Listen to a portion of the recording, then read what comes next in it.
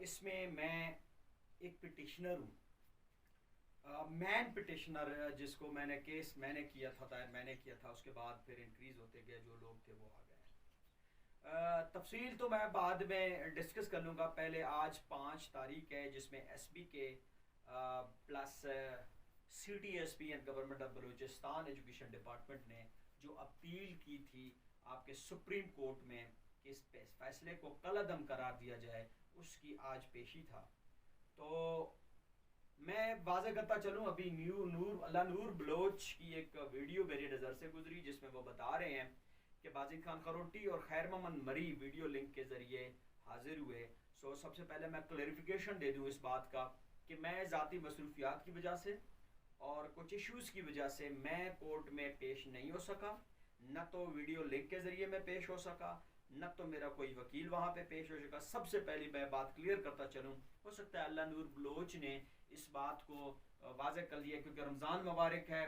अगर मैं कोई झूठ बोलूँ तो मुझे अल्लाह न बख्शे, मैं हाजिर नहीं हुआ। दूसरी बात यह है कि अल्लाह नूर बलोच ने कंसल्ट किया था कि चीफ जस्टिस ऑफ पाकिस्तान ने या जो भी जज थे वहाँ पे, उसने बाजिद खान खरोटी से सवाल किया कि आप क्यों इस टेस्ट को रिकंडक्ट कराना चाहते हैं, तो उसके पास कोई खासा जवाब नहीं था। तो वो जवाब मैंने दे दिया था। चीफ जस्टिस ऑफ बलूचिस्तान के आगे मैं खड़ा था, तो मुझसे जो क्वेश्चंस पूछे गए उनका मैंने जवाब दिया था। जो डायरेक्टर एजुकेशन है उसको भी बुलाया था। उस चीज़ को मैं ज़रा दोहरा लेता हूँ। सबसे पहले ये बात है कि जी गवर्नमेंट ऑफ बलूचिस्तान ने जो इश्तिहार दिया था, आप इश्तिहार को जाकर ज़रा गौर से पढ़ लें। उसमें अपने इश्तिहार की खिलाफ वर्जी की है। सबसे पहले उसने इश्तिहार में दी है कि एजुकेशन डिपार्टमेंट में जो वैकेंसियां हैं, सबसे पहले उन उम्मीदवारों को तरजीह दी जाएगी जिनके पास प्रोफेशनल डिग्री है। यानी अगर कोई उम्मीदवार पास हो, उसके पास 60 मार्क्स हैं, एक उम्मीदवार पास है उसके पास 55 मार्क्स हैं, लेकिन उसके पास प्रोफेशनल डिग्री है, कुल मिला के प्रोफेशनल डिग्री वाले के मार्क्स 60 बन जाते हैं, और जो नॉन प्रोफेशनल है उसके मार्क्स बन जाते हैं 70। तो फिर भी हम तरजीह देंगे किसको जी? प्रोफेशनल डिग्री वाले को उठाएंगे, और जो नॉन प्रोफेशनल है उसको हम साइड पे रखेंगे। अगर कोई पोस्ट बचता है या कोई प्रोफेशनल डिग्री क्वालिफाई नहीं कर पाता, फेल हो जाता है टेस्ट में, तो उसको उठा लेंगे। लेकिन इसके मुतरादिफ उसने की है। उसने अपनी जो आपकी इश्तिहार है उसको जो रूल 19 है 2019 है उसके बरक्स की है। तो सबसे पहले तो मैंने ये बयान करना था कि अभी जो मेरिट बनाए या लिस्ट बनाए, उन लोगों ने कहा नहीं जी ये तो नहीं है, जो पास है, जो उम्मीदवार है जिसके मार्क्स ज़्यादा हैं हम उनको लेके चलेंगे। सबसे पहली बात है, हम इस चीज़ को चैलेंज करते हैं। दूसरी बात है कि किसी भी डिपार्टमेंट की दारोमदार उसकी ज़ात पे है, उसकी साख्त पे, उसके स्ट्रक्चर पे है। तो हमने इस वजह से रीटेस्ट करने के लिए कहा था कि इसमें सिर्फ और सिर्फ प्रोफेशनल डिग्री होल्डर्स जो है ना उनको अलाउ किया जाए, जो कि 2019 और 2014 और बाकी पॉलिसी को मुताबिक हुआ था। किसी को टेस्ट की इजाज़त नहीं था जिनके पास प्रोफेशनल डिग्रीज थे, तो उनको इस वजह से भी हम टेस्ट को रिकंडक्ट कराना चाह रहे थे, ताकि इनको सिर्फ और सिर्फ प्रोफेशनल लोग जो है इसमें आ जाए। दूसरी बात यह है कि 14 स्केल के पोस्ट हैं। 14 स्केल के पोस्ट पे या किसी कॉलेज के या स्कूल के जो है ना मुस्तकबिल के मेमार को अगर आप उठाकर FSC वाले को दे दें तो नामुमकिन है। मैंने चीफ जस्टिस साहब के आगे, बलूचिस्तान चीफ जस्टिस आगे यह क्वेश्चन राइज किया था कि सर ये किस कानून में है कि आप FSC या RFA वाले बच्चे को लाकर खड़ा कर दें कि ये पढ़ा लें।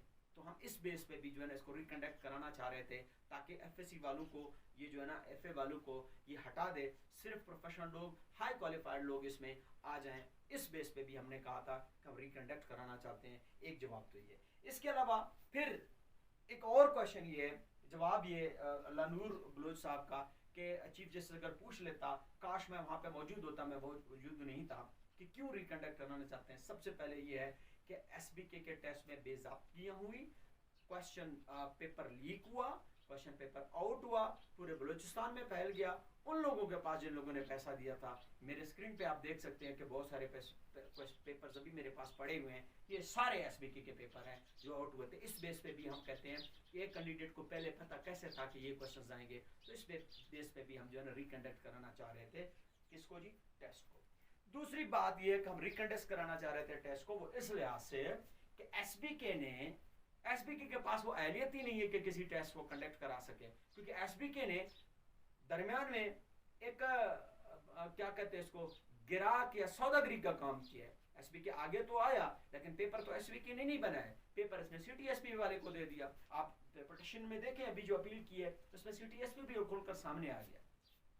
तो यानी क्या ये बलूचिस्तान को लूट रहे थे, या एसबीके के पास वो अहलियत नहीं थी, या एसबीके नहीं कर सकती थी, इसी वजह से उसने जो है इसको दे दिए। तो इस वजह से भी टेस्ट करना चाह रहे थे। इसके अलावा एसबीके की जो टेस्ट है एजुकेशन डिपार्टमेंट के हम रिकंडक्ट कराना चाह रहे थे, वो इस वजह से क्योंकि इसमें पैसा चला है। इसमें हर कैंडिडेट से जो अभी अपने आप को पास कहते हैं, मार्क्स बढ़ाए हैं इनके, हर कैंडिडेट से इसने 14 से 15 लाख लिए। जो पास कैंडिडेट थे उन बेचारों को 70 तक क्रॉस करने नहीं दिया, और बाकी जो है ना वो 90 और 80 पे चले गए। किस वजह से 80 पे चले गए? उसकी ये है कि इसने मैथ के पोर्शन में, साइंस के पोर्शन में कुछ ऐसे टेक्निकल मिस्टेक किए हैं, कुछ ऐसे सवाल दिए जिनके जवाब ए बी सी डी में था ही नहीं। 12 क्वेश्चन तो पेपर में गलत हैं। अगर कोई माइंड सेट वाला पढ़ा लिखा बंदा आ जाए, उसके 12 क्वेश्चन इधर से गलत हो जाए मैथ के पोर्शन से, और कुछ बाकियों में गलत हो जाए, तो फिर वो तो चला गया ना। तो हम कह रहे थे, मैं खुद क्वेश्चन पेपर लेकर चला गया था, मैंने बताया था कि भाई मैं पढ़ा रहा हूँ इतने अरसे से, मुझे पता है कि ये कहाँ से लिया है, कैसे लिया है, किस तरह किया है। तो इसी से भी हम रिकंडक्ट कराना चाह रहे थे टेस्ट को। इसके अलावा मेरे सामने, मेरे आगे बहुत सारे ऐसे लोग हैं, उनके आगे इन लोगों ने क्या किया कि जो लोगों को, उम्मीदवारों को पास कराना था या जो उम्मीदवारों को लाना था, उन लोगों ने अपने पेपर ब्लैंक दे दिए, खाली दे दिए, सिर्फ नाम लिख के, रोल नंबर लिख के इन लोगों ने दे दिए, बाकी उनके फुल मार्क्स उनको दे दिए। अभी एक कैंडिडेट है वो बेचारा मेहनत कर लेता है, 70-80 मार्क्स ले लेता है, एक कैंडिडेट है एक भी नहीं करता, पैसे के बलबूते पे आ जाता है, तो कैसे रहेगा?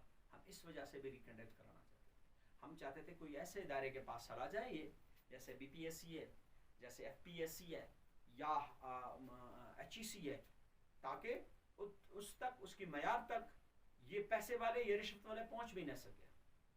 क्यों जी?